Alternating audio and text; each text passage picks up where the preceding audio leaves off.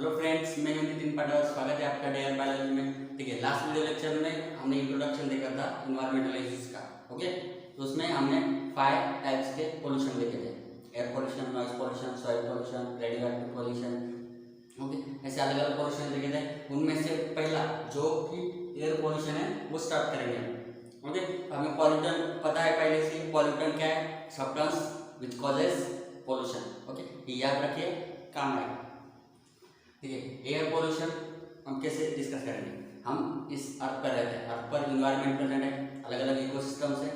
Okay, हमारी जो human body है, ह्यूमन बॉडी हर एक चीज़ को रिस्पॉन्ड करती है। मतलब एयर को रिस्पॉन्ड करेगी, वाटर को रिस्पॉन्ड करेगी, सॉइल को रिस्पॉन्ड करेगी, नॉइज को रिस्पॉन्ड करेगी, हर एक चीज़ को रिस्पॉन्ड करेगी। समझिए एयर है, एयर में कोई ऐसा अनवांटेड सब्सटेंस है जो कि एयर में ऐड हो चुका है। ओके, जो कि एयर में ऐड हो चुका है, उसकी वजह से क्या होगा, जो एयर है उसका पोल्यूशन हो जाएगा। मतलब वो एयर अब वैसी एयर नहीं रहेगी, वो पॉल्यूटेड एयर बन जाएगी। कब बन जाएगी? अनवांटेड सब्सटेंस उसमें ऐड हो जाएगा, तब उसे हम कहेंगे एयर पोल्यूशन। ओके, इसका घातक परिणाम हो सकता है। अगर देखिए कैसे, अगर एयर पोल्यूशन ज़्यादा है, समझिए दिल्ली है, हमें पता है कि दिल्ली में जो लोग रहते हैं उनकी ज़्यादा एज नहीं होती, मतलब ज़्यादा एज तक वो जिंदा नहीं रख सकते। क्यों? क्योंकि एयर पोल्यूशन दिल्ली में सबसे ज़्यादा है। टॉप 41 कंट्रीज थी जिनमें 4th रैंक आया था दिल्ली का 1990 में। ओके, तो उसकी वजह से दिल्ली तो पॉल्यूटेड है, हमें पता है। तो एयर पोल्यूशन ज़्यादा होगा तो जिंदा रहने के चांसेस कम होंगे, क्योंकि एयर पोल्यूशन की वजह से फेफड़ों की अलग अलग बीमारियाँ, इरिटेशन, उसके साथ साथ हेडेक हो सकता है, और उसके साथ साथ स्किन की अलग अलग बीमारियाँ हो सकती है। ओके, स्किन इन्फेक्शन हो सकता है, किडनी में प्रॉब्लम हो सकता है, लिवर प्रॉब्लम भी हो सकता है इसकी वजह से। गुस्सा आना, अगर समझिए एयर पोल्यूशन ज़्यादा है तो एयर पोल्यूशन की वजह से हेडेक होता है, हेडेक ज़्यादा हो तो हमें गुस्सा भी आ सकता है। ओके, तो ये सब कुछ प्रॉब्लम किसकी वजह से होता है? एयर पोल्यूशन की वजह से।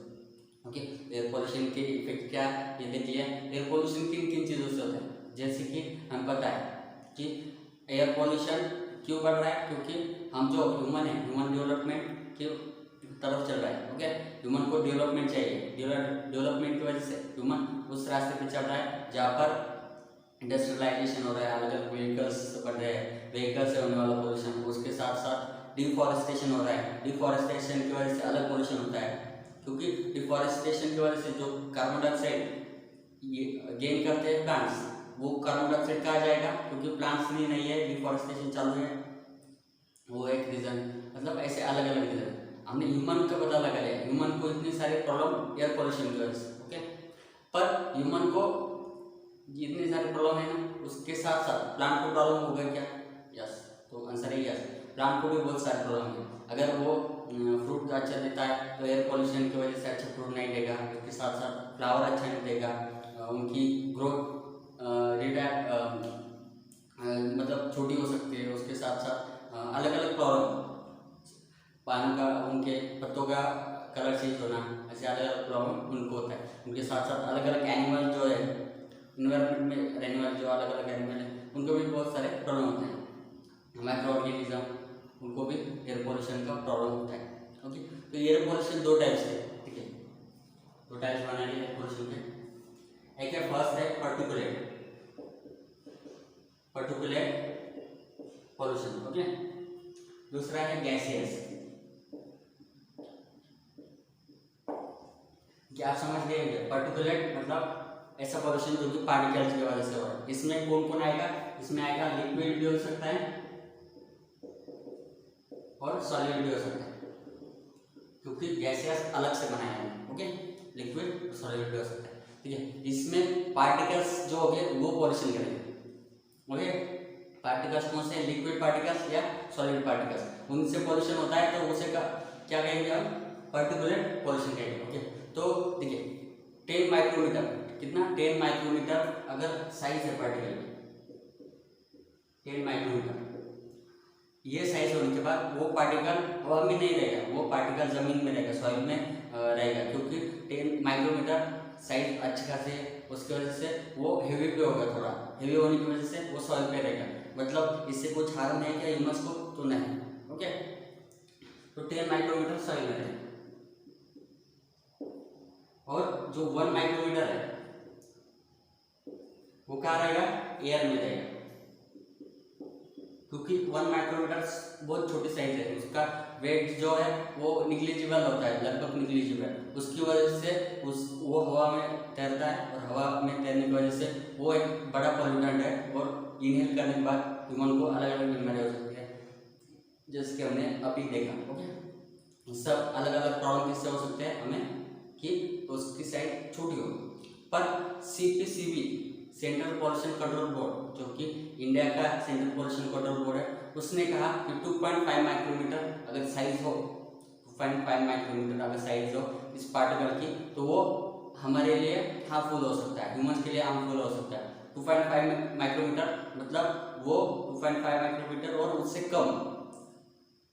कम जो उसकी वेट होगा, तो वो तैरेगा, एयर में तैरेगा, उसकी वजह से क्या हो सकता है, उसकी वजह से हमें हार्म हो सकता है। तो कितना, CPCB ने क्या कहा, central pollution control board. Okay, इन्होंने क्या किया, 2.5 माइक्रोमीटर अगर साइज होगी तो वो ईयर में तैर सकता है, और हमारे लिए हार्मफुल होगा। ओके, वो एयर में तैरेगा, उसके साथ साथ वो हमारे लिए हार्मफुल है। ओके, तो ये सब कुछ बताने के बाद कि कहा गया कि अगर 2.5 माइक्रोमीटर या उससे कम भी लिखेंगे या उससे कम, ये से निशान, ये कम और ये बताते हैं ज़्यादा। ओके, ये समझ लीजिए। तो इसकी वजह से अलग अलग पॉल्यूशन प्रॉब्लम हो सकते हैं। ओके, तो ये पर्टिकुलर पॉल्यूशन कहाँ से हो सकता है, वो हो सकता है स्मोक से, उसके साथ साथ डस्ट और एक्सेट्रा अलग अलग रीजन से उनसे क्या हो सकता है, पर्टिकुलेट पॉल्यूशन हो सकता है। मतलब कोई पार्टिकल अगर सॉलिड या लिक्विड पार्टिकल्स हवा में है, उससे पॉल्यूशन हो रहा है, तो उसे क्या कहेंगे हम, पर्टिकुलेट पॉल्यूशन। ओके, याद आ गया अच्छे से, पर्टिकुलेट पॉल्यूशन क्या है, ये सब कुछ देख लिया, लिक्विड या सॉलिड होता है, 10 माइक्रोमीटर से अगर ज़्यादा वजन होगा वो हवा में नहीं तैरेगा, वो सॉइल में रहेगा। अगर 2.5 माइक्रोमीटर होगा वजन, तो वो क्या, वो हवा में तैर सकता है, और उससे कम वजन होगा तो हवा में तैरेगा, हमारे लिए हार्मफुल होगा।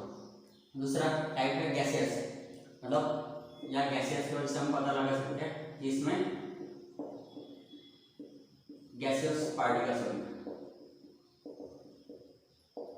ओके, गैसेस पार्टिकल्स, तो इसमें कौन पॉल्यूशन करता है, देखिए अलग अलग जो गैसेस है ये पॉल्यूशन करता है। इसमें इनमें कार्बन डाइऑक्साइड, उसके साथ carbon monoxide, nitrogen dioxide, nitrogen monoxide, उसके साथ साथ sulphur dioxide. Okay, sulphur dioxide, इतने जो गैसेस है वो पॉल्यूशन करते हैं, तब हम उसे क्या कहेंगे, गैसियस पॉल्यूशन। ओके, जो कि एयर पॉल्यूशन के एक पार्ट है, फर्स्ट पर्टिकुलर, दूसरा गैसेस। ओके, तो देखिए कार्बन डाइऑक्साइड हम जानते हैं, कार्बन डाइऑक्साइड क्या है, ग्रीन हाउस गैस है।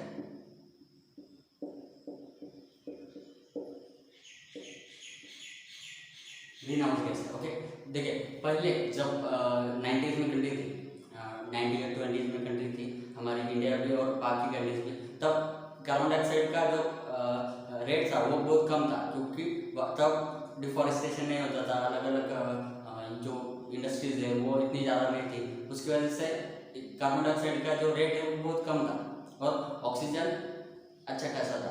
पर अब ज़्यादा डेवलपमेंट हो रही है, डेवलपमेंट की वजह से रोड बनाए जा रहे हैं, बुलेट ट्रेन से, मतलब बुलेट ट्रेन के लिए लगने वाला जो रोड है वो बनाया जा रहा है, उसके साथ साथ डिफॉरेस्टेशन किया जा रहा है, घरों के लिए या रहने के लिए या फार्मिंग के लिए, इससे अलग अलग रीजन से, उससे क्या होगा, डिफॉरेस्टेशन होगा, और डिफॉरेस्टेशन होगा तो हमें पता है कि जो प्लांट्स होते हैं वो कार्बन डाइऑक्साइड इनहेल करते हैं और ऑक्सीजन एक्सेल करते हैं, उसकी वजह से क्या होता है, वो हमें ऑक्सीजन देते हैं और कार्बन डाइऑक्साइड जो इन्वायरमेंट में प्रेजेंट है, जो एटमॉस्फेयर में प्रेजेंट है, उसे इनहेल कर लेते हैं। उसकी वजह से कार्बन डाइऑक्साइड का जो रेट है वो मेंटेन रहता है। पर हम डिफॉरेस्टेशन इतना ज़्यादा कर रहे हैं तो उससे क्या होता है, कार्बन डाइऑक्साइड का जो रेट है वो बढ़ते जा रहा है, धीरे धीरे बढ़ते जा रहा है, कम नहीं हो रहा है, क्योंकि हमारे जो अलग अलग लोग हैं वो डिफॉरेस्टेशन करते हैं।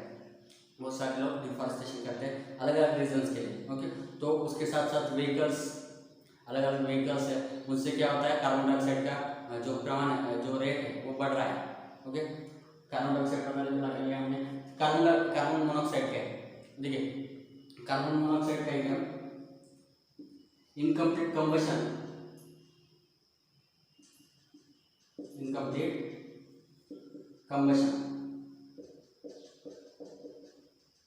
Of fuels.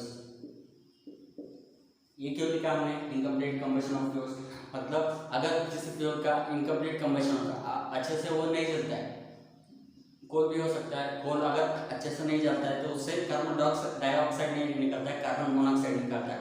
उसके साथ साथ व्हीकल्स के धुएं में जो गैस होता है उसमें भी कार्बन मोनोऑक्साइड प्रेजेंट होता है। तो कार्बन मोनोऑक्साइड ऐसे अलग अलग चीज़ों में प्रेजेंट होता है। उसके साथ साथ देखिए जो एसी होता है उसमें, एसी में से जो बाहर निकलता है, जो गैसेस बाहर निकलता है, उनमें से कार्बन मोनोऑक्साइड भी एक होता है, कार्बन की टेट्राक्लोराइड भी होता है इसमें। पर हम यहाँ कार्बन मोनोऑक्साइड क्या पता लगा, नाइट्रोजन डाइऑक्साइड मोनोऑक्साइड।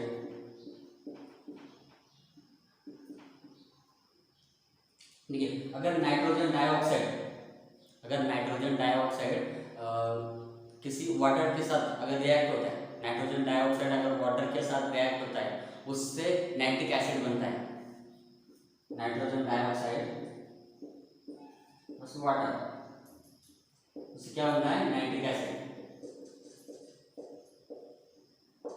तो हमें पता है नाइट्रिक एसिड हार्मफुल होता है, उसकी वजह से ये भी गैसेस पॉल्यूशन में सबसे घातक, सबसे हानिकारक पोल्यूटेंट है नाइट्रोजन डाइऑक्साइड। ओके, तो ये नाइट्रोजन डाइऑक्साइड, नाइट्रोजन मोनोऑक्साइड ये भी व्हीकल से निकलते हैं। उसके साथ साथ जो हमने सल्फर डाइऑक्साइड देखा, सल्फर डाइऑक्साइड भी अलग अलग इंडस्ट्री से, उसके साथ साथ व्हीकल से ये सल्फर डाइऑक्साइड बाहर पड़ता है। ओके, तो ये अलग अलग गैसेस देख लिए हमने, carbon monoxide, carbon dioxide, nitrogen dioxide, monoxide, sulphur dioxide, ये क्या करते हैं, अलग अलग तरह के पोल्यूशन करते हैं, उससे अलग अलग प्रॉब्लम हो सकते हैं। ये हमने अच्छे से देख लिया। ओके, तो पर्टिकुलर पोल्यूशन और गैसेस पोल्यूशन, दो प्रकार एयर पोल्यूशन के। अगले लेक्चर में हम अलग पोल्यूशन देखें या इसको हम कैसे कंट्रोल कर सकते हैं, इसके कंट्रोल मेजर्स देखेंगे। ओके।